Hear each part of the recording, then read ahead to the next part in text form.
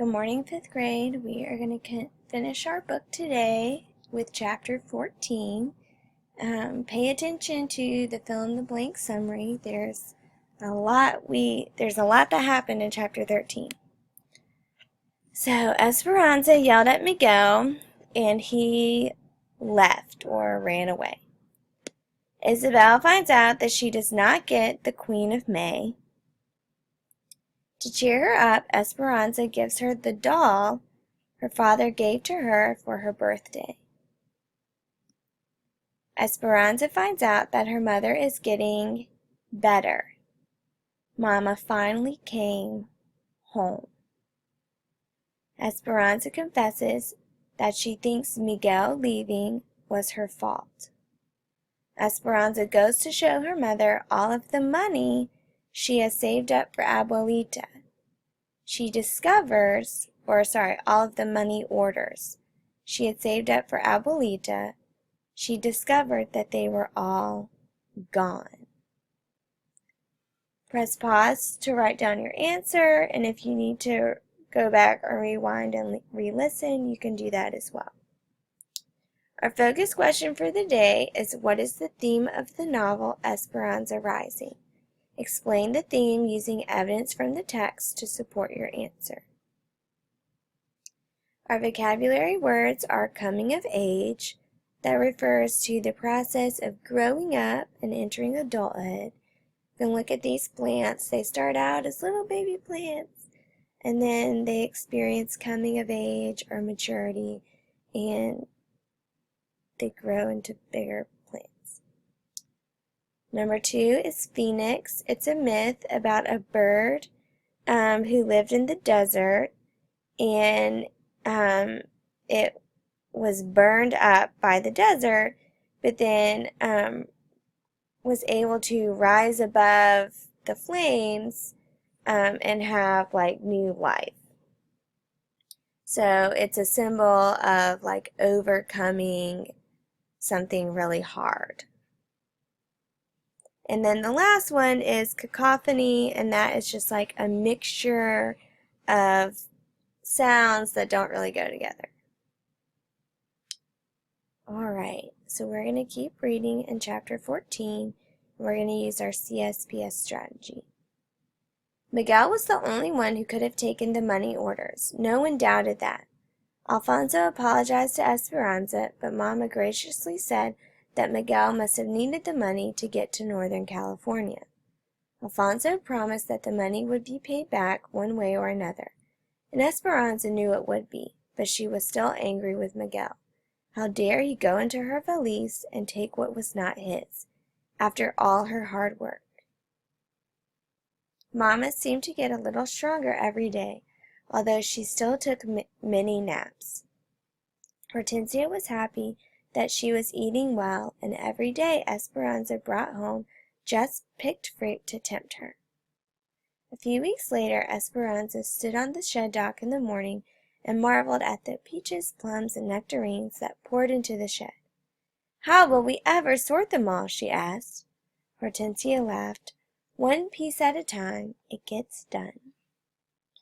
We'll pause right there. For our character, we could say that Esperanza is angry with Miguel because he stole her money, but she is glad that Mama is home and getting better.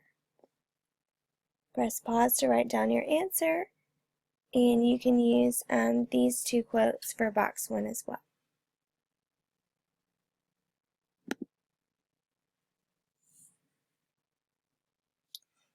Alright, and in our setting, we know that they are in the Esperanza, Hortensia, and Josefina are in the shed sorting fruit. Alright, and you can use this quote for the setting. They started with the small white clingstone peaches and then the larger yellow Albertas. Press pause to write down the setting and the quote and play when you're ready for the problem. Mama loved the white peaches, so Esperanza set aside a bag for her. Then after lunch they sorted the flaming gold nectarines. Later that afternoon, they would still have to sort a few bushels of plums. Esperanza loved the elephant heart plums, mottled green on the outside and blood red on the inside. They were tangy and sweet at the same time. She stood in the midsummer sun during her lunch break and ate one, bent over so the juice wouldn't run down her chin. Josefina called to her. "Mira," she said, "look, there's Alfonso. What's he doing here?" Alfonso was talking to one of the supervisors. He had never left the fields in the middle of the day and had come to the sheds. "Something must be wrong," said Esperanza. "Maybe it's the babies," said Josefina as she hurried toward him.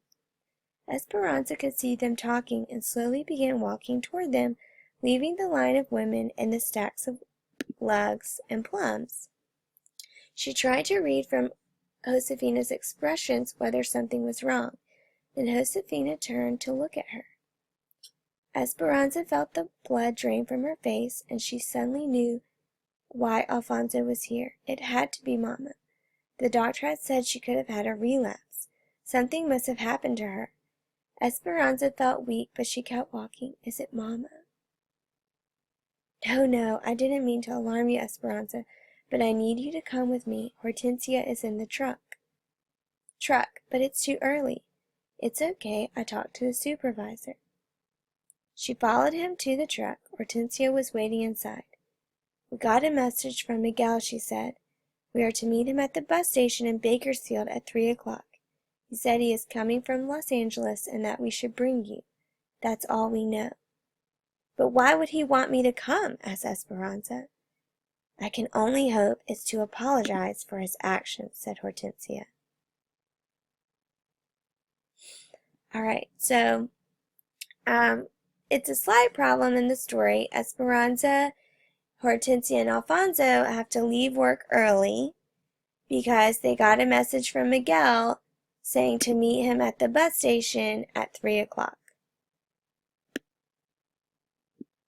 Hortensia hopes it's for him to apologize, and you can tell that, Esperanza is not very excited about it. And you can use this quote for box 3. Press pause to write down your answer for box 3 and play when you're ready to keep reading. It was over 100 degrees. Hot wind whipped inside the cab. Esperanza felt the perspiration sliding down her skin beneath her dress. It felt strange to be riding to town on a work day, breaking her routine in the sheds.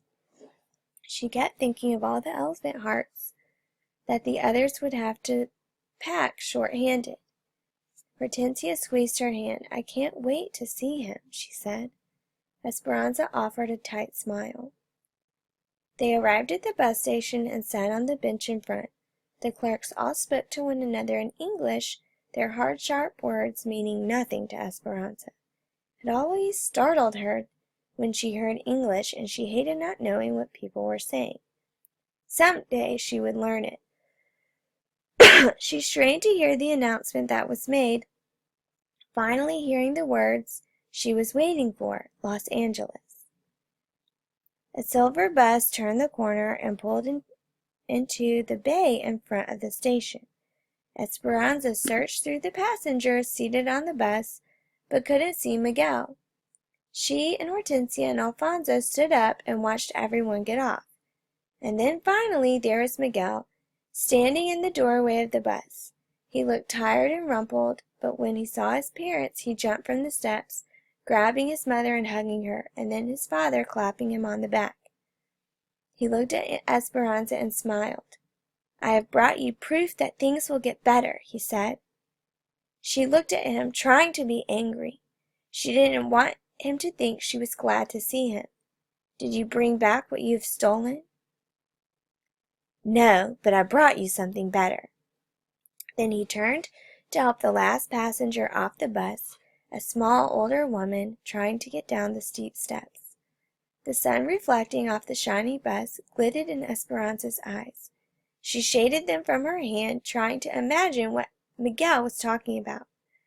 For a moment she saw un fantasma, a ghost of Abuelita, walking toward her, with one arm reaching out to her and the other pressing a wooden cane. Esperanza, said the ghost. She heard Hortensia suck in her breath. Suddenly, Esperanza knew that her eyes were not deceiving her. Her throat tightened and she felt as if she couldn't move. Abuelita came closer.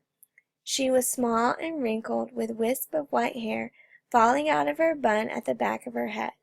Her clothes looked mussed from travel, but she had her same white lace handkerchief tucked into the sleeve of her dress, and her eyes brimmed with tears. Esperanza tried to say her name, but couldn't. Her throat was cramping from her emotions.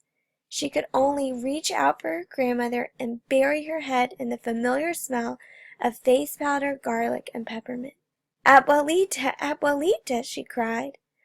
Aquí estoy, I am here, mi nieta. Oh, how I've missed you. Esperanza rocked her back and forth, daring to believe that it was true, looking at her through tears to make sure she was not dreaming, and laughing finally, laughing and smiling and holding her hands. Then Hortensia and Alfonso took their turns. So, Esperanza found out that Miguel stole her money so that he could go back to Mexico, rescue Abuelita, and bring her to the United States. Press pause to write down your answer in box 4, and you can use this quote. There we go. Alright, and then for our quote, how does Esperanza respond to challenge, and what does her fast reveal about her as a person? And so when you're thinking about the challenge, you need to think about Esperanza and how she responds to Miguel's return, and how he actually didn't steal her money. He did what she wanted to do with the money. The money was to get Abuelita to the United States, and he took it so that he could do what Esperanza wanted to do but couldn't do.